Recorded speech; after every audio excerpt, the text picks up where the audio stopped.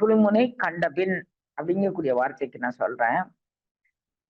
சுழுமுனை அப்படிங்கக்கூடியது என்ன அப்படின்னா, இடகலை பிங்கலை அப்படிங்கக்கூடியத நீங்க இப்ப சாதாரணமாக சரம் நீங்க இடது இடது நாசில ஓடுறது, வலது நாசில ஓடுறது சரம் வச்சிருக்கீங்க. அப்ப அந்த சரத்துல நீங்க என்ன பண்றீங்க அப்படின்னா, சர கலையில நீங்க நிக்கிறீங்க வச்சுக்கோமே. அப்படி வைக்கும்போது நீண்ட நெடுநாள் அந்த இடகலையும் வலது கலையும் இடது கலையும் உங்களுக்கு இந்த இடத்துல போய் ஒரு உணர்வை தூண்டுங்கண்ணா. நீங்க நீண்ட நாள் பயிற்சி, ஓராண்டு பயிற்சியில எங்க என்ன மாறுதல் நடக்கும், ஈராண்டு பயிற்சியில எங்க என்ன மாறுதல் நடக்கும்னு சரநூலாக இருக்கட்டும், வாசி நூலாக இருக்கட்டும், அனுபவப்பட்ட யோகிகள் பதிவு பண்ணியிருக்கிறாங்க.